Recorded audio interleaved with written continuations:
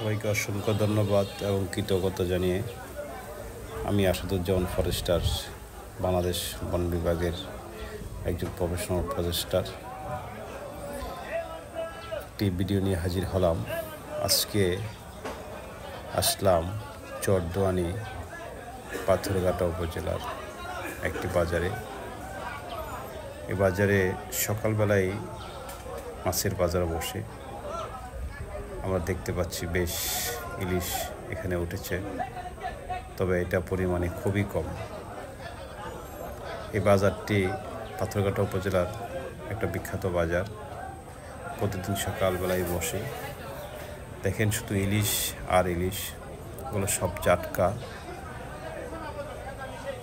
এই মাছগুলো মানে এখানে দাম অনেক কম, এটা বলা যাবে না, অনেক দাম এখানে।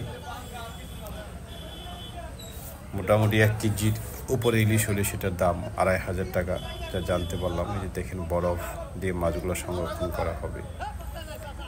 তারপর জাটকা 800, 900, 700 টাকা কেজি এরকম, এগুলা প্রায় 700-800 টাকা কেজি।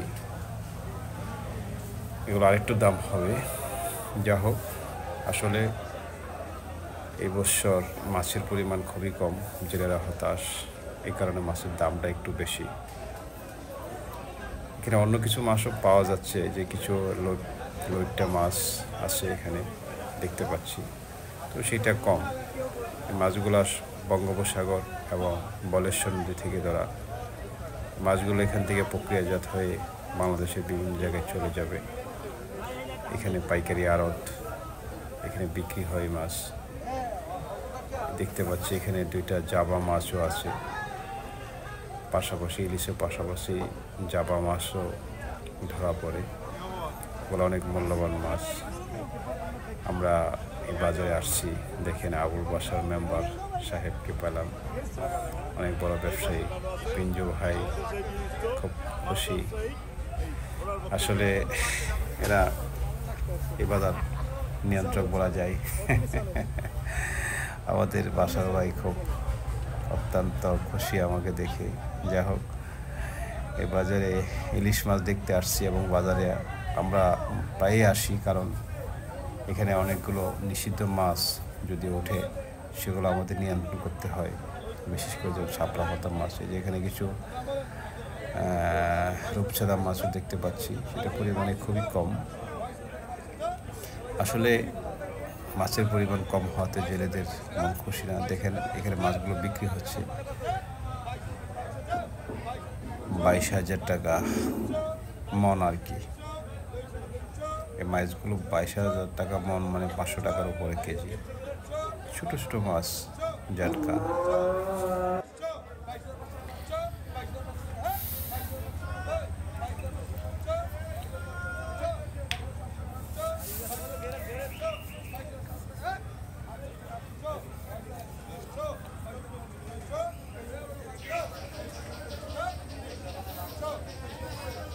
মাছটা বিক্রি হচ্ছে, আমরা দেখলাম।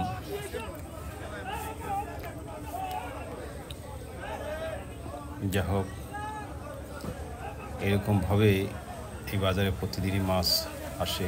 দেখেন এই অল্প কয়টা মাছ একটা ছেলে নিয়ে আসছেন। একটা ট্রলারে যদি এই কয়টা মাছ হয়, তাহলে আসলে কী বা থাকে। আমরা আরেকটা জেলেকে দেখতে পাচ্ছি, সেও কতগুলো মাছ নিয়ে আসছেন। দেখিনি অল্প কয়টা মাছ, বিভিন্ন প্রজাতির মাছ এখানে। কয়টা মাছ নিয়ে কেবল আসছেন একজন জেলে তার একটি ট্রলারে, হয়তো এটা গত রাত্রি ধরা। এই যে দেখতে পাচ্ছেন মোটর সাইকেলে করে এখান থেকে মাছ নিয়ে অন্য শহরে কিংবা বাংলাদেশের বিভিন্ন জায়গায় পরিবহন করে নিয়ে বিক্রি করা হয়। আসলে একটা ব্যতিক্রম ধর্মী পরিবহন এলাকায় এই মোটর সাইকেলেই বেশি মাছ পরিবহন হয়। খুব দ্রুত যে কোনো জায়গায় যাওয়া যায়। দেখেন কতগুলো মোটর সাইকেল, সবগুলাই কেবল মাছ পরিবহনের কাজে ব্যবহার করা হয়। এরা ভোরবেলা থেকে মাছ বিভিন্ন জায়গা থেকে সংগ্রহ করে নিয়ে আসেন। এই যে আমরা চরদোয়ানি মাছের বাজারের দেখলাম, আর অন্যান্য পরিবহন এগুলো স্থানীয়, কিন্তু এটাই বাজারটা একটু ঘুরে দেখি আশেপাশে। সকালের প্রায়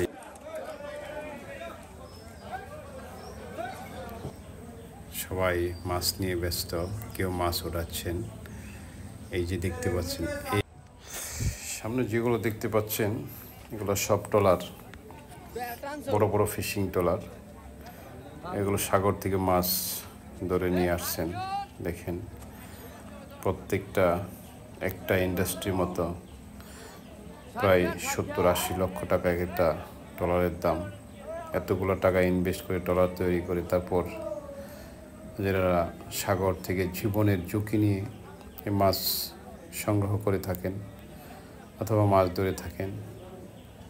আসলে মাছ ধরা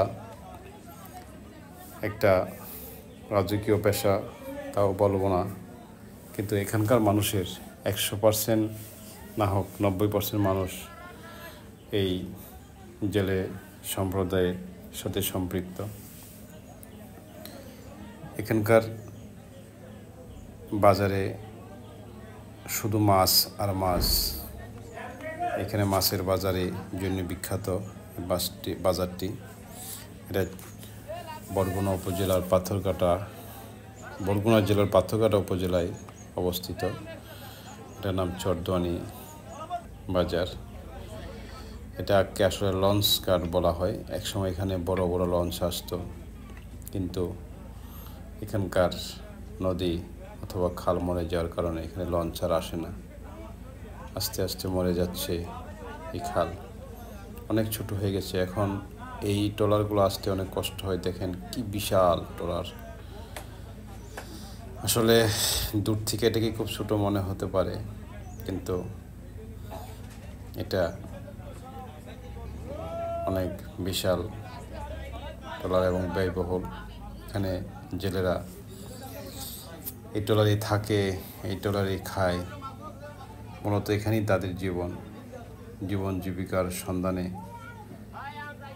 নিজের জীবনকে বাজি রেখে ওরা সাগরে চলে যায়। সবাইকে অসংখ্য ধন্যবাদ।